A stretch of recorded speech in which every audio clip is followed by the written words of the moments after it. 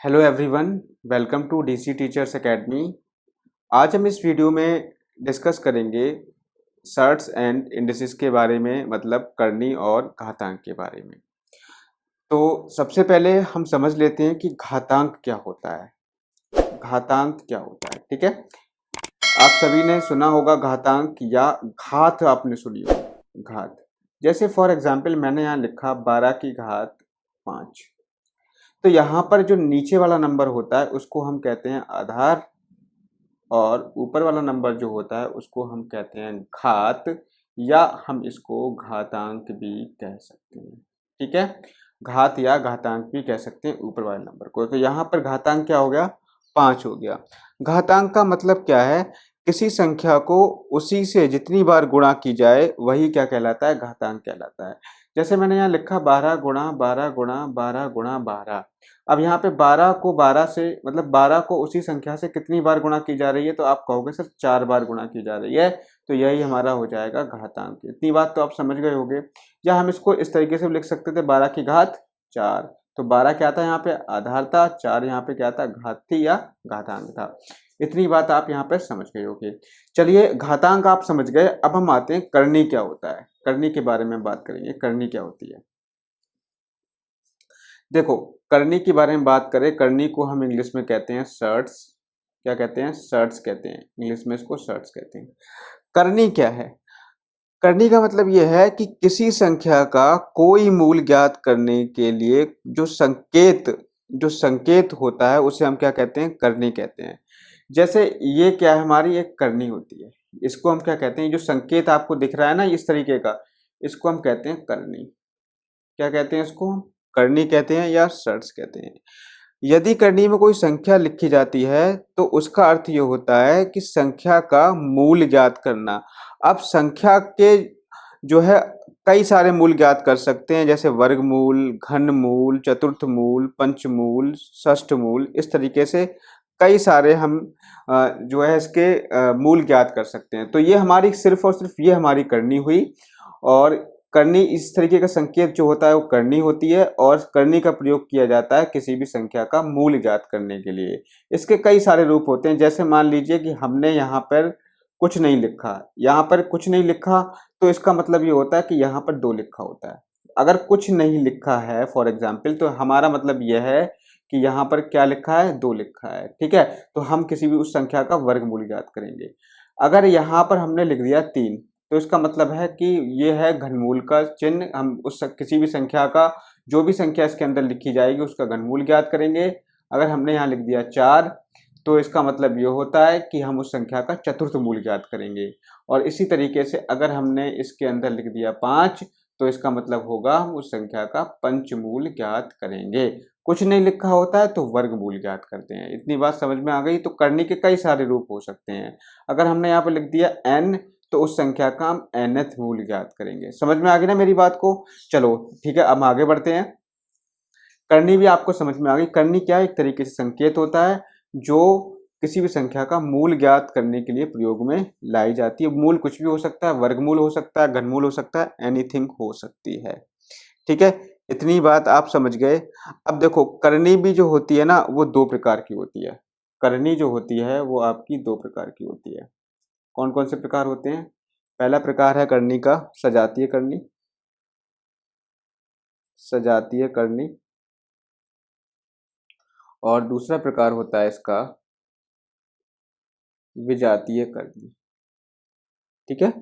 करनी भी 2 प्रकार की होती है, सजातीय करनी, या इसको हम समान करनी भी कह देते हैं, और इसको हम असमान करनी भी कहते हैं। असमान करनी भी इसको हम कह देते हैं, ठीक है। अब बात करते हैं कि सजातीय या समान करनी क्या होती है।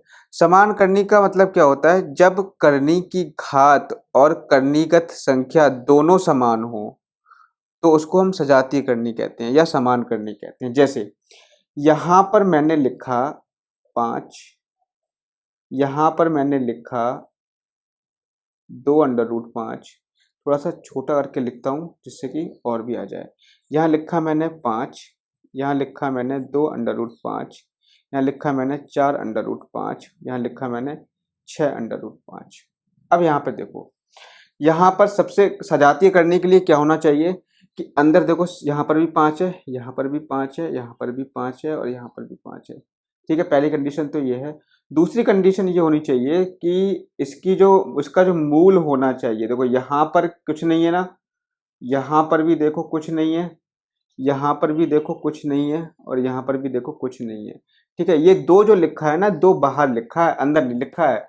ठीक है, तो ये जो हमारी होती है, मतलब मूल भी समान हो और अंदर जो करनी की संख्या हो वो भी समान हो, तो वो कहलाती है सजातीय करनी। जैसे मैं एक और एग्जाम्पल ले लेता हूँ। यहाँ पर देखिए, यहाँ मैंने लिखा 3, यहाँ लिख लिया मैंने फॉर एग्जाम्पल 7, यहाँ लिखो आप 4 7 5। अब मुझे बताओ ये सजातीय करनी है या नहीं है? तो ये भी क्या है, सजातीय करनी है। क्या पहचान है कि जो करनी के अंदर संख्या देखो, यहाँ पर भी 7 है, यहाँ पर भी 7 है, यहाँ पर भी 7 है। और देखो करनी का जो मूल है, यहाँ पर भी देखो 3 है, यहाँ पर भी 3 है, यहाँ पर भी 3 है। ये जो बाहर संख्या है, इससे मतलब नहीं होता है, ये तो कुछ भी हो सकती है, लेकिन जो ये मूल है, मूल हमारा हमेशा अंदर लिखा जाता है। ये करनी के हमेशा अंदर लिखा जाता है, तो मूल यहाँ पे समान है और इसके अलावा जो करनी के अंदर संख्या है वो भी समान है, तो इसका मतलब ये सजातीय करनी है। ठीक है, अब हम आते हैं विजातीय करनी। विजातीय करनी में क्या होता है, करनी की घातें क्या होती हैं, अलग अलग हो सकती हैं या संख्याएं भी अलग अलग हो सकती हैं। जैसे मैंने यहाँ लिखा √5, √3, अंडर रूट यहाँ लिख दिया मैंने 4। ठीक है, अंडर रूट नहीं है, यहाँ पे घनमूल 4 है ये। तो यहाँ पे देखो, यहाँ पे 5 आ गया, यहाँ पे 3 आ गया, यहाँ पे 4 आ गया, तो ये क्या हो गई, विजातीय या असमान करनी हो गई। यहाँ पे देखो, यहाँ पर तृतीय मूल निकलवा रहा है, यहाँ पे आपका वर्गमूल है, यहाँ पर भी आपका वर्गमूल है। ठीक है, जहाँ पर कुछ नहीं होता वहाँ पे वर्गमूल होता है, तो ये हमारी क्या हो गई, विजातीय करनी हो गई। जैसे मैं यहाँ लिख दूँ 3 √7 अंडर रूट आपका 11। ठीक है, तो ये भी आपकी क्या हो जाएंगी, विजातीय करनी हो जाएंगी। तो सजातीय और विजातीय करनी आप समझ गए ना, इतनी बात समझ गए। ठीक है, एक चीज और ध्यान रखना कि हम सजातीय करनी को जोड़ भी सकते हैं, घटा भी सकते हैं। ठीक है, लेकिन हम विजातीय करनी को जोड़ या घटा नहीं सकते, वो आपस में जुड़ती और घटती नहीं है, ये चीज ध्यान रखना है। अभी मैं आपको बताऊंगा आगे। ठीक है, चलिए आगे बढ़ते हैं हम। कुछ क्वेश्चंस को हम करते हैं। ठीक है, कुछ क्वेश्चन करते हैं। देखो यहाँ पर क्वेश्चन ये है, जैसे मान लीजिए कि एक सवाल ये दे रखा है, इस तरीके से है, 12 प्लस √12 प्लस √12, ऐसे ही आगे बढ़ रहा है इनफाइनाइट तक। तो देखो इस चीज को पहचानो, ये सवाल ना बहुत बार पूछा जाता है, कई बार सवाल इस तरीके का पूछा जाता है कि इसकी वैल्यू क्या होगी, इसका मान क्या होगा। अब यहाँ पर क्या है, देखो इस सवाल को पहचानने के लिए पहला सब क्या है कि आपका ये कहाँ तक जा रहा है, ये जा रहा है इनफाइनाइट यानी अनंत तक जा रहा है। पहली चीज तो ये हो गई। इसके अलावा एक चीज यहाँ देखो, यहाँ पर क्या लगा है, प्लस लगा है, यहाँ पर क्या लगा है, प्लस। अगर इस तरीके का कोई सवाल मिल जाए कि करनी के अंदर यहाँ पर प्लस हो हर एक जगह पर, और ये कहाँ तक जा रहा हो, अनंत तक जा रहा हो, कहाँ तक जा रहा हो, अनंत तक जा रहा हो, तो इस केस में हम क्या करते हैं कि जो 12 है ना, 12 के हम करेंगे क्रमागत गुणनखंड। क्या करेंगे हम, इसके क्रमागत गुणनखंड करेंगे। ठीक है, इसके हम कर लेंगे क्रमागत गुणनखंड। क्रमागत गुणनखंड का मतलब क्या होता है, ऐसे गुणनखंड जिनका अंतर 1 आए। तो 12 के जो गुणनखंड होंगे क्रमागत, वो होंगे 4 और 3। कितने होंगे, 4 और 3। देखो 4 में से 3 घटाओगे तो कितना आएगा, 1 अंतर आएगा ना। तो क्रमागत गुणनखंड का मतलब होता है कि ऐसे गुणनखंड जिनको घटा करके अंतर कितना आए, 1 आए। तो यहाँ पे जो 12 के क्रमागत गुणनखंड हो गए 4 और 3 हो गए। कितने हो गए, 4 और 3 हो गए। तो यहाँ पर ये चीज ध्यान रखना कि जो बड़ा वाला गुणनखंड होगा वो धनात्मक होगा और छोटा वाला गुणनखंड जो होगा वो ऋणात्मक होगा। तो ध्यान रखना कि इसका आंसर क्या होगा। देखो यहाँ पे बड़ा वाला क्या है, 4 है, तो ये आएगा आपका प्लस में 4 और छोटा वाला आएगा ऋणात्मक मतलब नेगेटिव में। ये आपके आंसर हो गए, 2 आंसर हो गए आपके, +4 और -3। मतलब इसको सॉल्व करके आपके 2 आंसर आएंगे, +4 और -3।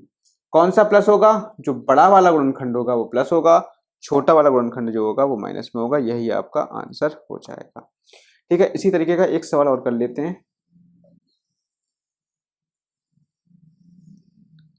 सवाल देखो ये है, 30 प्लस 30 प्लस 30 प्लस ये जा रहा है कहाँ तक, इनफाइनाइट तक। ठीक है, अब यहाँ पर देखो 30 के हम क्या करेंगे, यहाँ पर ऐसे फैक्टर करेंगे जिनका डिफरेंस कितना आए, अंतर कितना आए, एक आए। तो वो होते हैं आपके 6 और 5, 6 पंजे 30, 6 में से 5 घटाओगे 1 आएगा। बड़ा वाला गुणनखंड जो होगा वो हमेशा पॉजिटिव होता है, छोटा वाला गुणनखंड जो होता है वो नेगेटिव होता है। यही आपके हो जाएंगे आंसर। ठीक है, यही आपके आंसर हो जाएंगे। इतनी बात समझ में आ गई। चलो अगले क्वेश्चन की तरफ आ जाते हैं। एक क्वेश्चन इस टाइप का और करते हैं। देखो क्वेश्चन को पहचान लेना, अगर नहीं पहचान पाए तो आपको वहां पर दिक्कत हो जाएगी। ठीक है, जैसे यहाँ पर अगर मैं अगला सवाल लूं तो एक सवाल ये हो जाएगा 42 प्लस अंडर रूट में 42 प्लस अंडर रूट में 42 प्लस इनफाइनाइट। ठीक है, तो इसमें पहचानना क्या है, मैंने क्या बताया था कि अंदर यहाँ पर हर जगह पे प्लस होगा और ये कहाँ तक जाएगा, इनफाइनाइट तक जाएगा, तभी आप इसको करोगे सॉल्व। तो वही तरीका 42 के ऐसे फैक्टर करो जिनको घटा करके एक आए, वो होंगे 7 और 6। बड़ा वाला होगा पॉजिटिव में और छोटा वाला होगा नेगेटिव में। यही आपके आंसर हो जाएंगे, +7 और -6। इसके दो आंसर आते हैं, क्यों? क्योंकि वर्गमूल में कोई भी संख्या होती है ना, हमेशा उसके दो आंसर आते हैं, एक प्लस में आता है, एक माइनस में आता है। इसीलिए जो बड़ा वाला होगा वो प्लस में होगा, छोटा वाला होगा माइनस में होगा। ये चीज ध्यान रखना। अब हम आते हैं एक अगला क्वेश्चन करते हैं। ठीक है, अगला क्वेश्चन हम करते हैं। हमने अभी पॉजिटिव वाले क्वेश्चन किए थे, अब हम करेंगे नेगेटिव वाले क्वेश्चन। नेगेटिव वाले क्वेश्चन हम करेंगे। नेगेटिव वाले क्वेश्चन क्या है, देखो जैसे यहाँ ले लिया हमने 110 माइनस अंडर रूट में 110 माइनस अंडर रूट में 110। ठीक है, ऐसे ही बढ़ता जा रहा है इनफाइनाइट तक।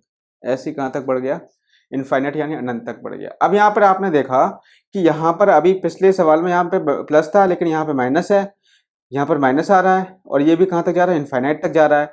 तो माइनस वाले केस में क्या करेंगे, माइनस वाले केस में क्या करेंगे, करेंगे वही 110 के ऐसे फैक्टर जिनको घटा करके एक आए।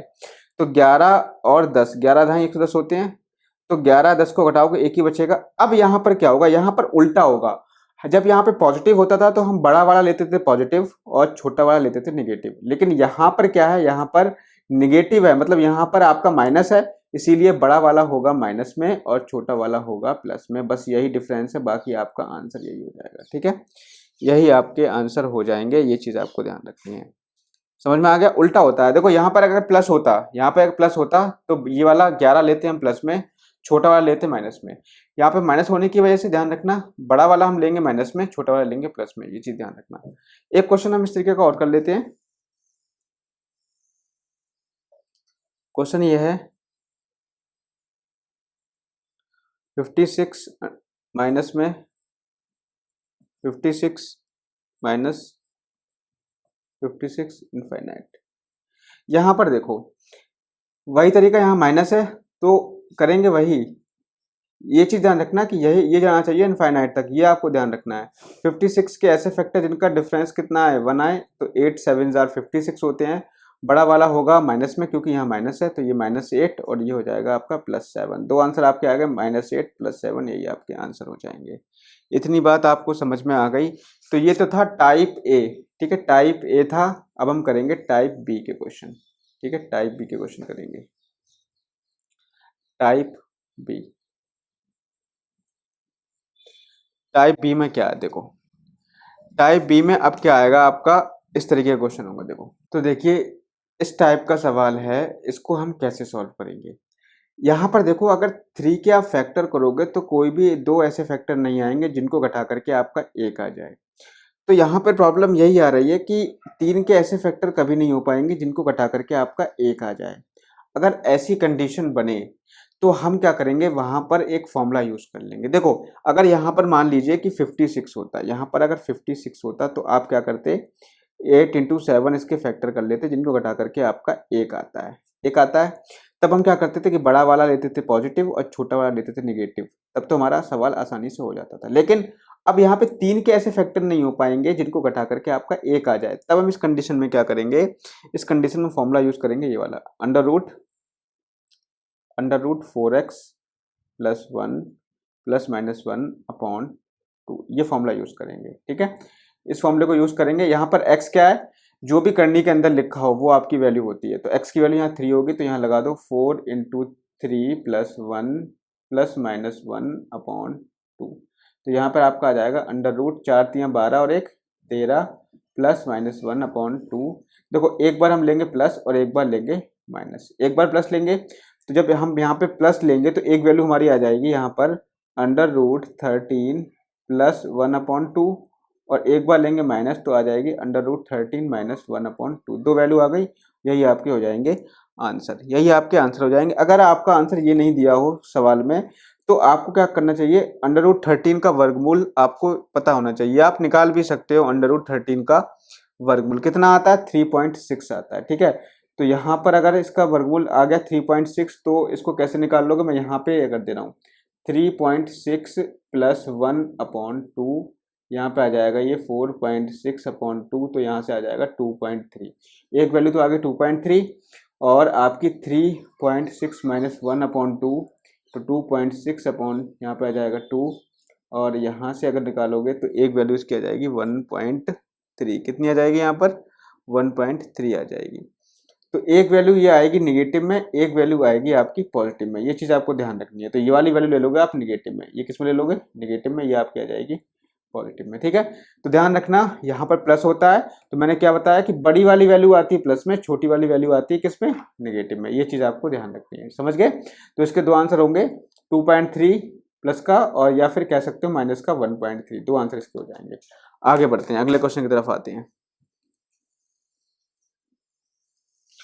और इसकी प्रैक्टिस के लिए मैं क्या करूंगा, नीचे कमेंट बॉक्स में या फिर आपकी डिस्क्रिप्शन में क्या करूंगा, इसके वो दे दूंगा प्रैक्टिस करने के लिए, जिससे कि आप क्वेश्चंस की प्रैक्टिस कर सको।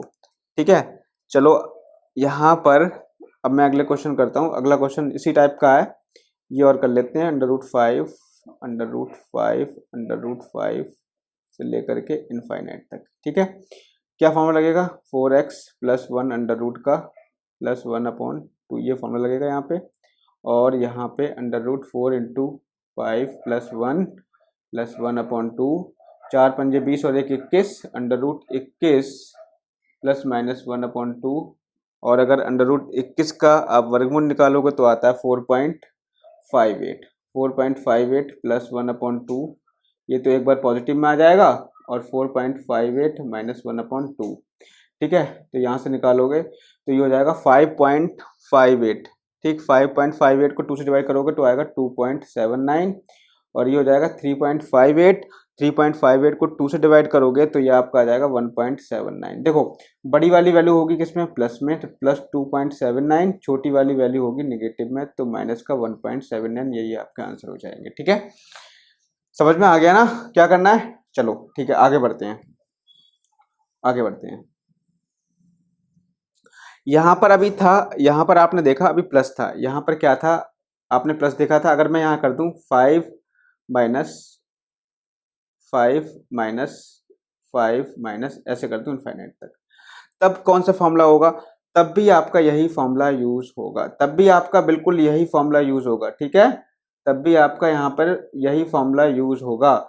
करना क्या है, बस आपको करना क्या होगा, यहाँ पर आपका जो बड़ी वैल्यू आएगी वो निगेटिव में आएगी, छोटी वाली वैल्यू आएगी जो वो पॉजिटिव में आएगी। फॉर्मूला आपका यही यूज होगा यहाँ पे, चाहे प्लस हो या फिर माइनस हो। प्लस में क्या होगा, बड़ी वाली वैल्यू पॉजिटिव में होगी, छोटी वाली नेगेटिव में होगी। माइनस में क्या होगा, माइनस में ध्यान रखना कि आपकी जो बड़ी वाली वैल्यू होगी वो निगेटिव में होगी और छोटी वाली जो वैल्यू होगी वो पॉजिटिव में होगी। ठीक है, ये ध्यान रखना माइनस में। चलो ये तो हो गया प्लस और माइनस का। ठीक है, फॉर एग्जाम्पल अगर यहाँ पर मान लीजिए ये होता 5 प्लस अंडर रूट 5, एक बार प्लस होता और एक बार फिर माइनस आ जाता, 5 फिर प्लस आ जाता, फिर आपका माइनस आ जाता। तो एक बार प्लस एक बार माइनस, एक बार प्लस एक बार माइनस होता, प्लस माइनस, पहले प्लस बाद में माइनस, फिर प्लस फिर माइनस। अगर इस तरीके की सिचुएशन बनती तो यहाँ पे ध्यान रखना इसका जो फॉर्मूला होता वो 4x माइनस 3 प्लस 1/2 होता। ठीक है, प्लस माइनस 1/2 होता। ठीक है, अगर आपकी इस तरीके से पहले प्लस फिर माइनस फिर प्लस फिर माइनस, तो under root 4x plus minus 3 plus minus 1/2 होता। तो यहाँ पर निकाल सकते हो आप चाहो तो ना, x की वैल्यू यहाँ 5 रख दो, -3 प्लस माइनस 1, ठीक है, अपॉन में 2 कर लो। तो 4 पंजे 20 में से 3 गए, 4 पंजे 20, 20 में से 3 गए, कितना बचेगा 17, √17 प्लस माइनस 1/2। एक बार प्लस ले लेना, एक बार माइनस ले लेना, 17 प्लस 1/2, और एक बार ले लेना 17 माइनस 1/2। ठीक है, ये बात ध्यान रखना, इसमें जो बड़ी वाली वैल्यू होगी वो पॉजिटिव में होगी, छोटी वाली वैल्यू होगी वो निगेटिव में होगी।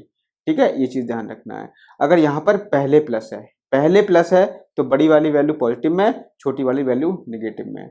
ठीक है, अगर यहाँ पर पहले माइनस हो तो फॉर्मूला आपका यही यूज होगा। देखो यहाँ पर देखो, पहले प्लस है, बाद में माइनस है, फिर प्लस है, फिर माइनस है। अगर यहाँ पे पहले माइनस हो, देखो फॉर एग्जाम्पल मैं बता दे रहा हूँ, कोई भी चीज छोड़ूंगा नहीं। ठीक है, अगर आप एसएससी सीजीएल की भी तैयारी कर रहे हो ना, सारा कवर हो जाएगा, सीडीएस कुछ भी तैयारी कर रहे हो, सभी चीज कवर हो जाएगी, बिल्कुल एक भी चीज नहीं छोड़ूंगा। अगर यहाँ पे देखो, अभी पहले प्लस था, यहाँ पे मैंने लगा दिया माइनस। ठीक है, मैंने यहाँ लगा दिया माइनस, फिर यहाँ पे लेंगे हम plus.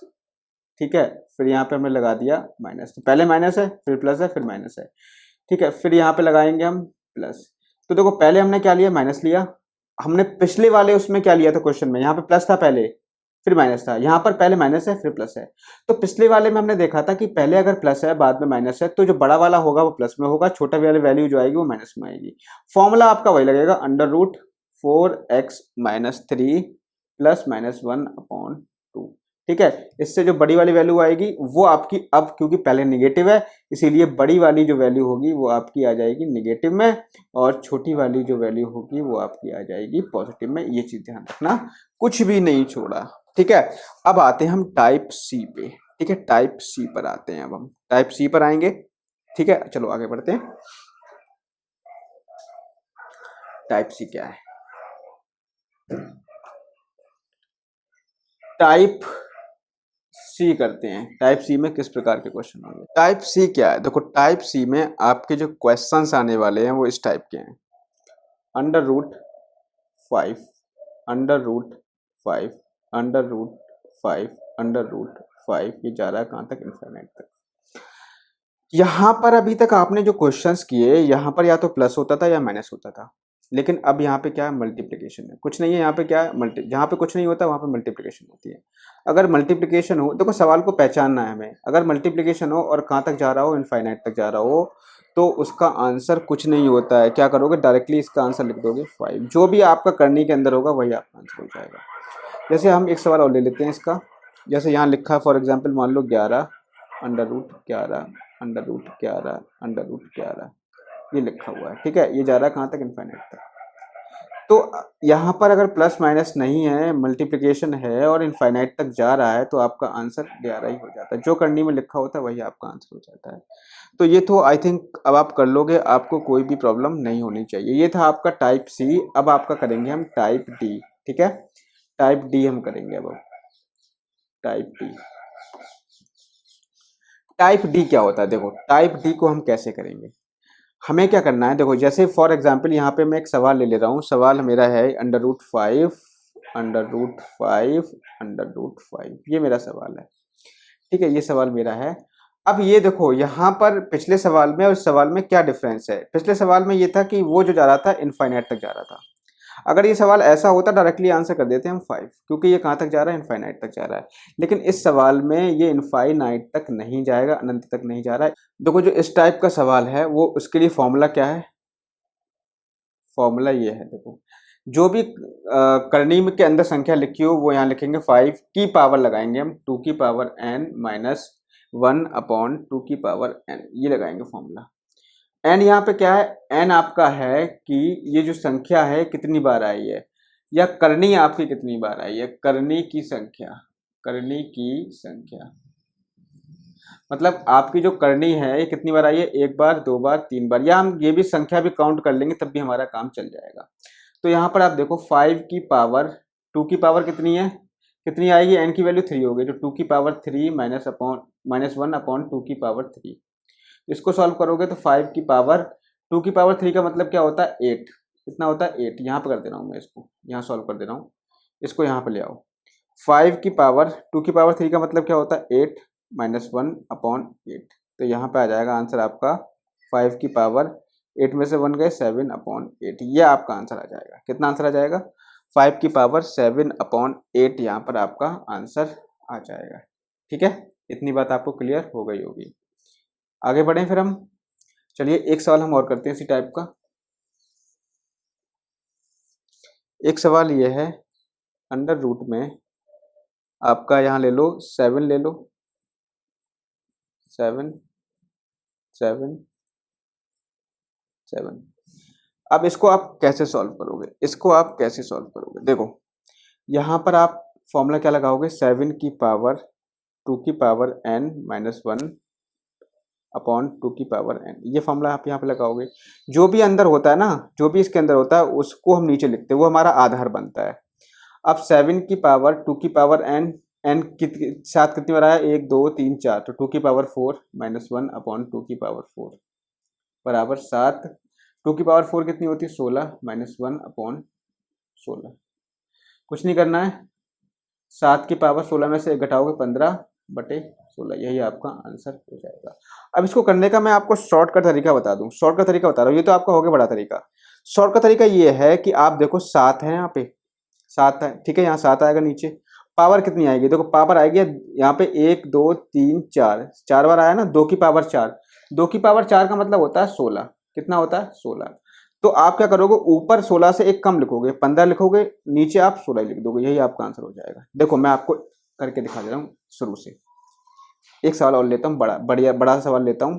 Under root 3 under root 3 under root 3 under root 3 under root 3, ये सवाल है। ठीक है, यहाँ पे कैसे करोगे? 3 की पावर कितनी लगाओगे? 3 की पावर, यहाँ देखो कितनी यहाँ पे संख्या 1 2 3 4 5, 5 बार आई है, मतलब 2 की पावर 5 का मतलब क्या होता है? 2 की पावर 5 का मतलब होता है 32। क्या मतलब होता है 2 की पावर 5 का? 32 होता है। तो 32 से एक कम कर दो, ऊपर कर दो 31, नीचे कर दोगे वही 32। ठीक है, तो यही आपका आंसर आ जाएगा। समझ गए? ज्यादा करने की जरूरत आपको पड़ेगी भी नहीं, यही आपका आंसर आ जाएगा। समझ गए ना? चलिए अब हम आगे बढ़े, इतनी बात आपको क्लियर हो गई होगी। ठीक है, आगे बढ़ जाते हैं। टाइप डी तक हमने कर लिया है, टाइप ई करते हैं हम। टाइप ई में क्या है? देखो पहला सवाल ये है कि ये पूछेगा इस करनी का मान निकालो आप, 5 + 2√6। ठीक है, इस करनी का मान निकालो। तो जब आपसे इस प्रकार के प्रश्न पूछे कि करनी के अंदर करनी हो और आपका यहाँ पर अंदर डिजिट अलग अलग हो, ठीक है, तो इसको आप कैसे करोगे? तो इसको सॉल्व करने के लिए हमेशा ध्यान रखना कि यहाँ पर हम या तो सूत्र बनाएंगे a + b का होल स्क्वायर का, या फिर हम सूत्र बनाएंगे a - b के होल स्क्वायर का। यहाँ पे बीच में लगा हुआ है प्लस, प्लस लगा है यहाँ पे बीच में, तो इस सूत्र बनेगा a + b के होल स्क्वायर का। ये चीज़ ध्यान रखना। देखो यहाँ पर इस टाइप के क्वेश्चन को हम कैसे करेंगे? इस टाइप के क्वेश्चन को हम यहाँ पर कैसे करेंगे? यहाँ पर करना क्या है, आपको ये देखना है कि जो 2 के साथ में नंबर है, जैसे यहाँ पे 2 के साथ में क्या है? √6 है। √6 के फैक्टर कर लो, प्राइम फैक्टर करो इसके। तो यहाँ पर इसके जो प्राइम फैक्टर होंगे वो कितने कितने होंगे? आपके होंगे 2 और 3 होंगे। तो √6 को हम लिख सकते हैं √2 × √3 लिख सकते हैं ना, √2 × √3 लिख सकते हैं। तो बस यही करना है हमें। अब यहाँ पे देखो, अगर आप ब्रेक करोगे इसको, अगर आप ब्रेक करोगे तो यहाँ पे हमने √6 को तोड़ा किस में था? 2 और 3 में तोड़ा था। तो इसीलिए ध्यान रखना 5 को भी हम 2 + 3 लिख लेंगे। कोई दिक्कत होगी बताओ लिखने में? नहीं, क्योंकि 2 + 3 5 होता है। +2 √6 को हम लिखेंगे √2 × √3। अब हम क्या करेंगे, यहाँ पर एक काम करेंगे कि 2 को हम लिख लेते हैं √2 का स्क्वायर, बात वही पड़ेगी। 3 को लिख लेंगे हम √3 का स्क्वायर, प्लस यहाँ पे हो जाएगा आपका 2 √2 × √3। ठीक है, अब ये बन गया आपका, देखो ये बन गया आपका फॉर्मूला a² + b² + 2ab। तो ये हो गया √2 + √3 का, ये बन गया होल स्क्वायर। अब इस वर्गमूल लगा, वर्गमूल यहाँ पे स्क्वायर भी है तो वर्गमूल हट जाएगा, तो अंदर बचेगा आपका √2 + √3। यही आपका आंसर हो जाएगा, यही आपका आंसर हो जाएगा। ठीक है, समझ में आ गया? आगे बढ़े, चलिए आगे बढ़ते हैं। क्वेश्चन नंबर 2 देखते हैं। क्वेश्चन नंबर 2 ये है, देखो एक बार प्लस का ले लिया, अब हम एक बार ले लेते हैं माइनस का। 8 - √60, 8 - √60 कर लेते हैं। ठीक है, अब हमें क्या करना है, √60 के ऐसे फैक्टर करने हैं। देखो सबसे पहली बात तो हमें 2 बाहर लेकर आना है, 2 बाहर लेके आना है, क्योंकि यहाँ पे 2 नहीं है, क्योंकि 2ab बनाएंगे ना, 2ab बनाने के लिए यहाँ पे बाहर 2 होना चाहिए। तो 2 कैसे बाहर लेकर आएंगे, यहाँ पे देखो आपको, अब इसको उठाओ, √60 को उठाओ, इसके फैक्टर करोगे तो अगर प्राइम फैक्टर करो तो 2 × 2 × 3 × 5 ये आपके प्राइम फैक्टर आएंगे। ठीक है, 2 × 2 × 3 × 5 ये आपके इसके फैक्टर आ जाएंगे। अब यहाँ पे 2 कितनी बार है, 2 बार आया है, तो इसीलिए 2 एक बार बाहर आ जाएगा, अंदर क्या बचेगा, √3 × √5 बचेगा, सॉरी √3 × 5 बचेगा। ठीक है, अब आपको पता है 5 और 3 कितना होता है, 8, यहाँ पे भी 8 आपको मिल रहा है, बस हमारे फैक्टर बन गए। कैसे फैक्टर बनाओगे, 8 को लिख लोगे 3 + 5 - 2 बाहर ले आओ, यहाँ पे अंदर बचेगा √3 × √5। √60 को हमने क्या लिख लिया, 2 × √3 √ 5। अब ये बन गया। अब देखो यहाँ पे इसको बना लो, मैं आपको बना के दिखा रहा हूँ, आप ना इसको माइंड में ही कर सकते हो, माइंड में ही कर सकते हो। ठीक है, अब यहाँ पर आप इसको कर लोगे, क्या कर सकते हो, यहाँ पे √3 का स्क्वायर प्लस √5 का स्क्वायर -2 √3 × √5 ये भी कर सकते हो। अब ये बन गया आपका a - b का होल स्क्वायर, कर दो अंडर में। अब इसको स्क्वायर से रूट हट जाएगा, √3 - √5 ये आंसर आपका आ जाएगा। इसका आंसर √5 - √3 भी लिख सकते हो, कोई दिक्कत नहीं है, √5 - √3 भी लिख सकते हो, कैसा भी, √3 - √5 ये भी सही है, और √5 - √3 ये भी आपका सही है, कोई ऐसे भी लिख सकते हो अगर आपका माइनस में है तो। ठीक है, इतनी बात आपको समझ में आ गई। चलिए अब हम आगे पढ़ते हैं आगे। इस टाइप के सवाल आप ऐसे कर दोगे। ठीक है, अब हम यहां पर करेंगे टाइप एफ करेंगे, टाइप एफ में हमें क्या करना है, हमें ये पहचानना है लॉन्गेस्ट और स्मॉलेस्ट फ्रैक्शन, मतलब सॉरी लॉन्गेस्ट एंड स्मॉलेस्ट करनी पहचाननी है, छोटी और बड़ी करनी कौन कौन सी है, ये हमें इसमें पहचानना है। ठीक है, देखो कैसे करोगे इसको, यहां पर आपकी करनी दे रखी है, 3 मूल है, अंदर 2 है, यहाँ पर आपका है √3 और यहाँ पर आपका है करनी में है 3, अंदर है 4। ठीक है, मूल यहाँ पे 3 है, यहाँ पे 2 मूल है, यहाँ पे आपका 3 मूल है। मूल क्या होता है, जो करनी के अंदर लिखा होता है, यहाँ पे कुछ नहीं लिखा तो यहाँ पे 2 मूल होगा। इसमें बताओ आपको बड़ी और छोटी करनी कौन सी है। तो बड़ी और छोटी करनी निकालने के लिए सबसे पहले हम क्या करेंगे, इसको आप लिख लो, इसको हम लिख सकते हैं 2 की पावर 1/3, जो 3 होता है वो अपॉन में आ जाएगा। यहाँ पे 3 की पावर इसको 1/2 लिख सकते हैं, और यहाँ पे 4 की पावर इसको 1/3 लिख सकते हैं। इतना हम यहाँ पर लिख सकते हैं, कोई प्रॉब्लम आपको नहीं होनी चाहिए इसमें। ठीक है, कोई भी प्रॉब्लम नहीं होनी चाहिए।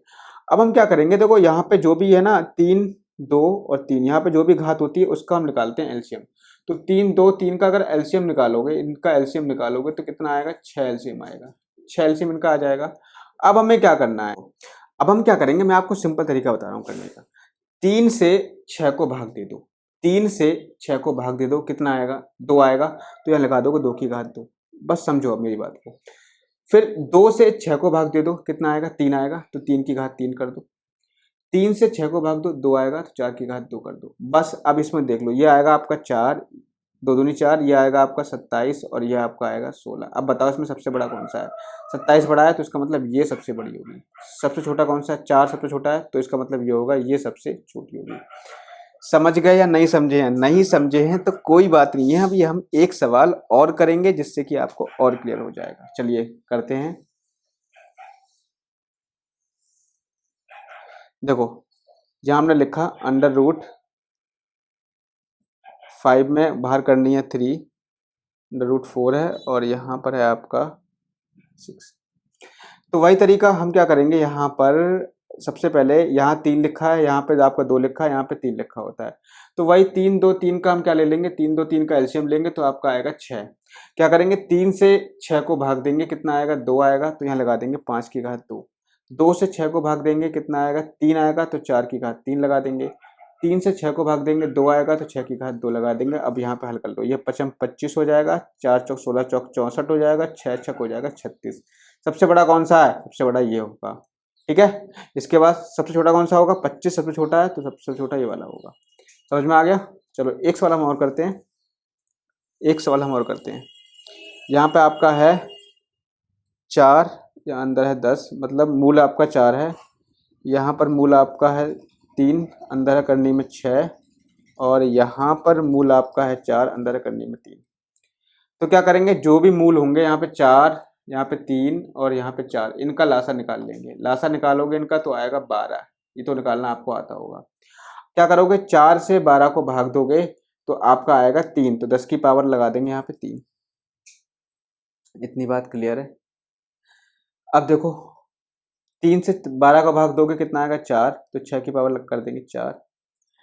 4 से 12 को भाग दोगे 3 आएगा, 3 की पावर कर देंगे 3। तो 10 की घात 3 का मतलब होता है 1000, और 6 की घात 4 का मतलब होता है आपका, इसको बोल लेते हैं हम 27, 3 3 9 3 27, 6 की घात 4 का मतलब होगा 36 गुणा 36, 6 36 का 6, हासिल लगा 3, 6 3 18 3 21, और 3 6 18 का 8, हासिल लगा 1, 3 3 9 1 10।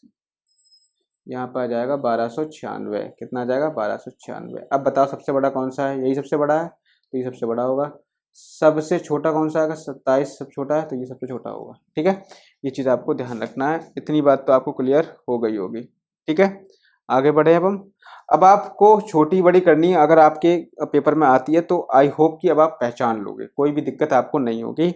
और अगर आपको कोई भी दिक्कत होती है, कोई भी समस्या आती है इन सब चीज़ों को पहचानने में, तो आप, मेरा नंबर है 9759288638 पर, इस पर आप व्हाट्सअप कर सकते हैं। आपकी कोई भी प्रॉब्लम हो, कोई भी डाउट हो, हम आपको सॉल्व करके इसको बताएंगे।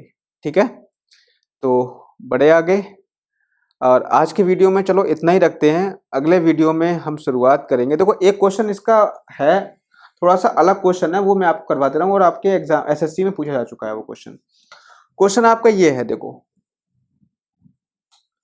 अच्छा क्वेश्चन था इसीलिए करवा दे रहा हूँ।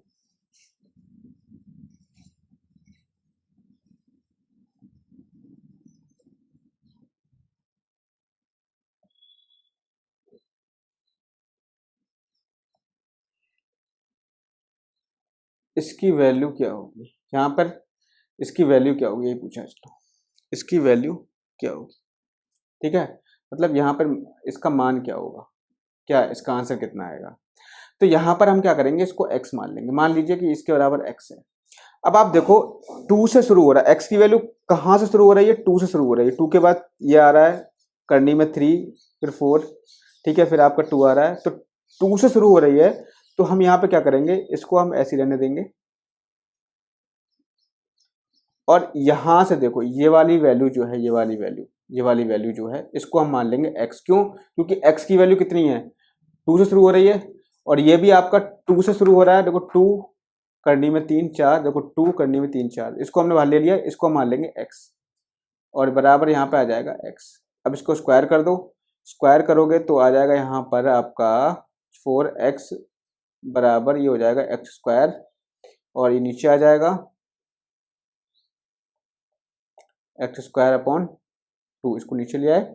अब यहाँ पे क्यूब है, मूल में 3 है, तो इसको हम कर देंगे, इसका क्यूब कर देंगे। इसका हम क्यूब करेंगे तो क्यूब कितना आएगा, ये क्यूब करोगे तो यहाँ 4x आ जाएगा, ये हो जाएगा आपका x की पावर 6 अपॉन, देखो यहाँ पे मैं करके दिखा दे रहा हूँ पूरा, इसका हम करेंगे क्यूब।